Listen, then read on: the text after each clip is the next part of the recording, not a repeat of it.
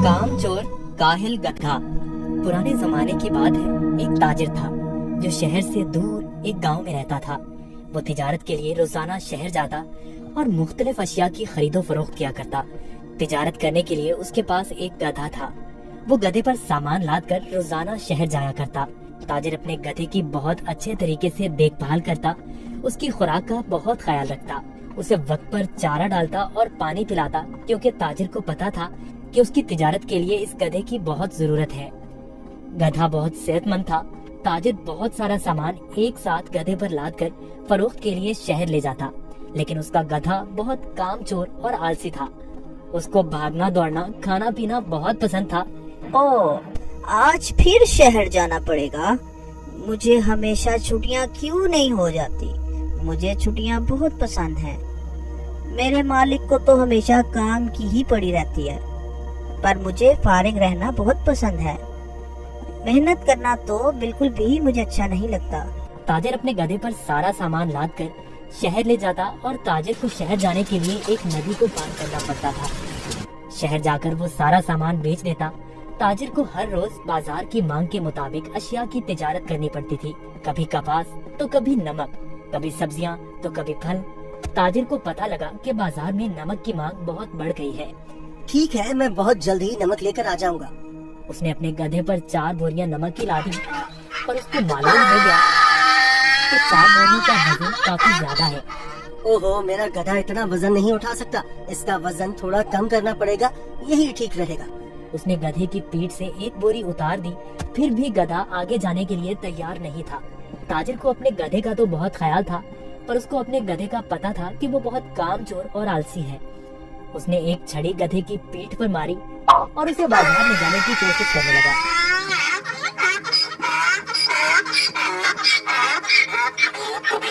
चलो, मुझे पता है तुम बहुत आलसी हो। तुम्हें शहर जाना बहुत जरूरी है, क्योंकि बाजार में इस वक्त नमक की बहुत मांग है।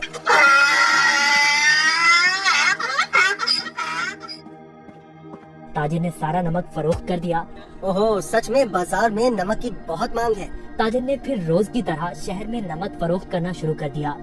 गधे पर कभी 3 तो कभी 4 बोरियां लाद कर बाजार जाना पड़ता था, जिसकी वजह से गधा नाखुश था। पर वापसी पर गधा बिल्कुल खाली आता और बहुत खुश होता। रोज की तरह ताजिर ने फिर से 4 बोरी गधे की पीठ पर लादी और शहर की तरफ निकल पड़ा। जब वो नदी के पास पहुंचा तो उसे पानी ज्यादा नजर आया। हमें बहुत ध्यान से आहिस्ता आहिस्ता चलना होगा, ताकि हम पानी में कहीं गिर न जाएं। जैसे ही उन्होंने आधी नदी पार की, अचानक गधे का पाँव एक बड़े पत्थर से लगा और गधा फिसल गया और पानी में बैठ गया। ओहो, तुमने ये क्या किया? बोरियां तो अभी भी मेरी पीठ पर हैं, लेकिन मुझे इतना वजन महसूस नहीं हो रहा। ये एक जादुई नदी है। गधा इस बात से हैरान था कि नदी में फिसलने की वजह से उन बोरियों का सारा नमक नदी में घुल गया था और बोरियों में से नमक खत्म हो चुका था, जिसकी वजह से गधे को वजन महसूस नहीं हो रहा था, क्योंकि बोरियों में नमक बचा ही नहीं था, सब खत्म हो चुका था। ओहो, मेरी सारी मेहनत जाया हो गई। मैं शहर जाकर क्या करूँगा? सारा नमक तो बह गया है। शुक्र है खुदा का, मेरा गधा तो सही सलामत है। गधे को कुछ नहीं हुआ। अब शहर जाने का कोई फायदा नहीं। मुझे अब घर जाना चाहिए। वाह, कोई वजन भी नहीं और काम भी नहीं। ये तो कमाल की नदी है। फिर अगले दिन ताजिर ने 4 बोरियां गधे की पीठ पर लाद दी और शहर की तरफ निकल पड़ा।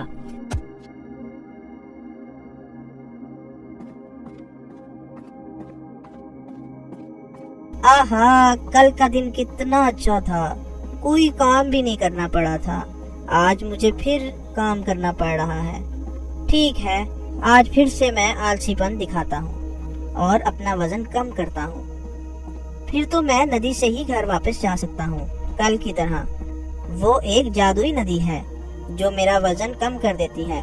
वो कल की तरह आज भी मेरी मदद करेगी। ताजिर उस दिन गधे की चालाकी से बिल्कुल बेखबर था। रोज की तरह ताजिर अपने गधे के साथ इस नदी के पास पहुंचा तो गधा ताजिर से पहले ही इस नदी की तरफ जाने लगा। ताजिर ने उसे रोका। रुको रुको। गधा फिर से नदी में फिसल गया जहाँ वो पहली बार फिसला था। ओहो, तुमने क्या किया? काहे गधे, जल्दी से बाहर आओ। लेकिन बहुत देर हो चुकी थी। बोरियों का सारा नमक नदी में घुल गया। गधे को अब कोई वजन महसूस नहीं हो रहा था। वाह, ये हुई ना बात। कोई वजन भी नहीं और काम भी नहीं। ये दोबारा कैसे? जरा सोचता हूँ, ये जानबूझकर मेरे साथ कहीं चालाकी तो नहीं कर रहा। काहिल गधे, मैंने तुम्हारा इतना ख्याल रखा और तुमने मेरे साथ क्या किया? इसे घर वापस ले जाता हूँ। मुझे पता है, अब देखो मैं तुम्हें कैसे सबक सिखाता हूँ। गधे ने सोचा, मैंने काम चोरी का ये अच्छा तरीका ढूंढा है, पर ताजिर का तो आज कुछ और ही जहन था। अगले रोज ताजिर ने गधे की पीठ पर 6 बोरियां रुई की लाद दी, लेकिन गधे को थोड़ा सा भी वजन महसूस न हुआ। ओहो, इतनी ज्यादा बोरियां? कोई मसला ही नहीं। शहर तक जाना किसने है? इस जादुई नदी तक तो जाना है बस। और वो शहर की तरफ जाने लगे। जब वो नदी के पास पहुँचे तो अचानक से गधा नदी पार करने लगा और उसी जगह पर फिसला जहाँ वो पहले फिसलता था। ताजिर बाहर खड़ा होकर ये सब मंजर देख रहा था। ओहो, ये मेरी पीठ पर इतना वजन कहाँ से आ गया?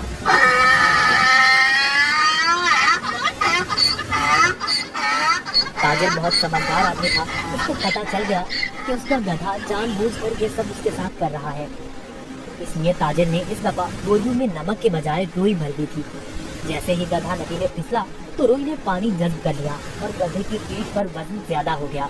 हाँ, तुम मुझे इतने दिनों से बेवकूफ बना रहे थे। तुम्हारी इस हरकत से मेरा बहुत नुकसान हुआ है। तुम्हें इस बात का अंदाजा भी है क्या? अब तुम इसी तरह बोरियों के साथ घिर जाओगे। गधे को उन बोरियों के साथ ही घर आना पड़ा। इस तरह गधे ने अपना सबक सीख लिया और उस दिन के बाद गधे ने कभी नदी में फिसलने की हिम्मत न की। इसलिए नतीजा, जैसा करोगे वैसा भरोगे। अगर आपको हमारी वीडियोस अच्छी लगी हो तो इसको लाइक करें, शेयर करें और हमारे चैनल को सब्सक्राइब करें। शुक्रिया।